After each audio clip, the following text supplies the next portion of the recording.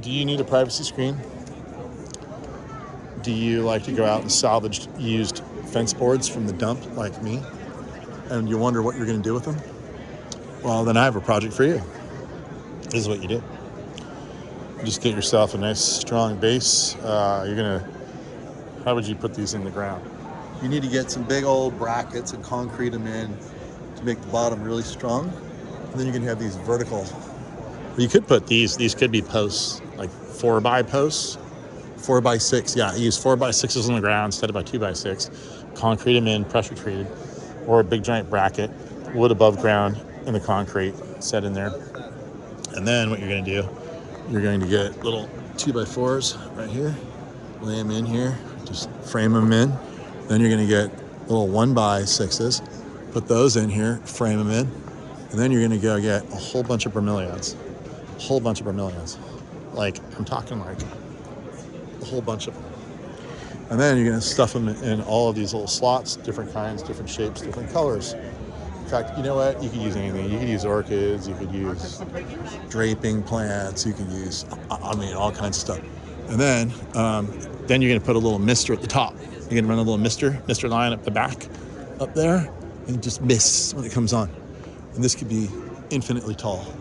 The taller you go, the stronger your foundation's going to have to be. That's just the reality of it. So that's a really good solution for privacy walls.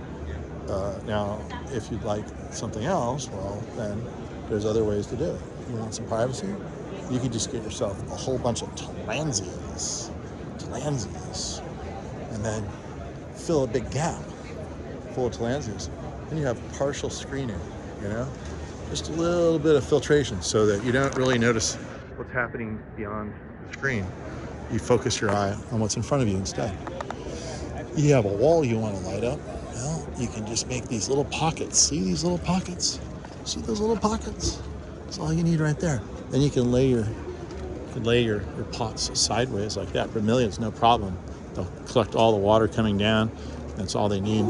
And you can just have a completely pink wall. If you don't like pink, well, you can do green. You get the idea, right?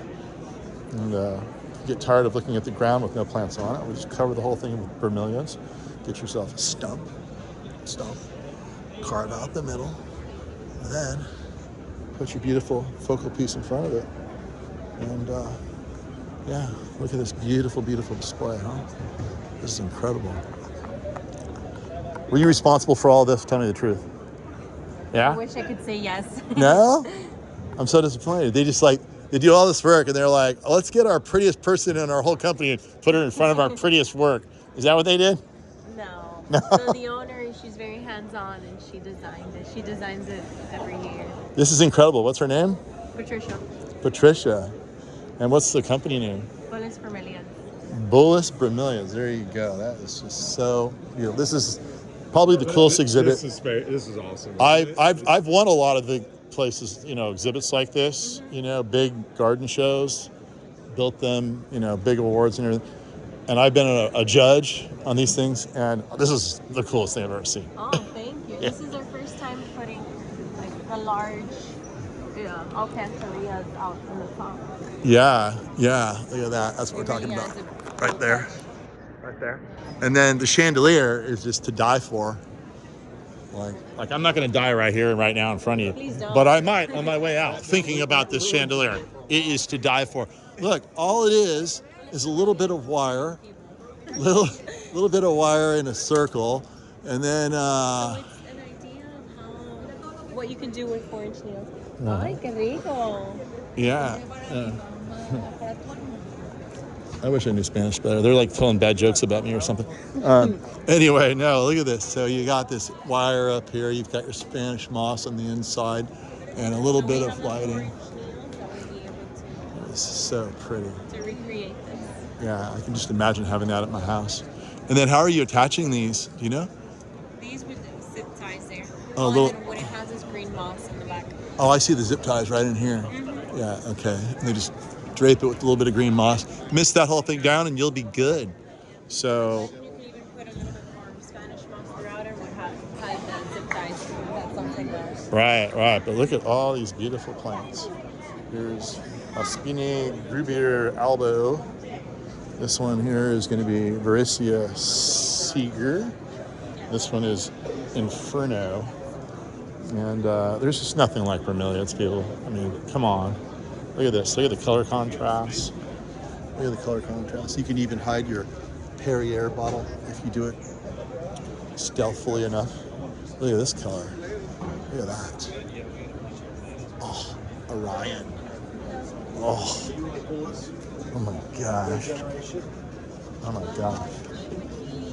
Oh my gosh. Oh my gosh.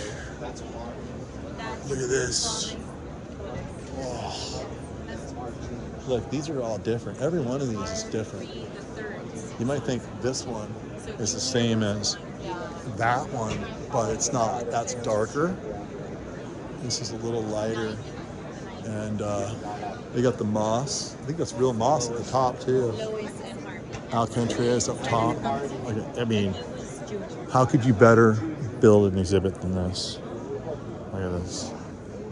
Roberto Burley Marx, the father of bromeliad landscape design from Brazil, would be so stoked to see this. One of my heroes. Anyway, that's pretty much it. I'm going to end with just a massive green wall of bromeliads right there.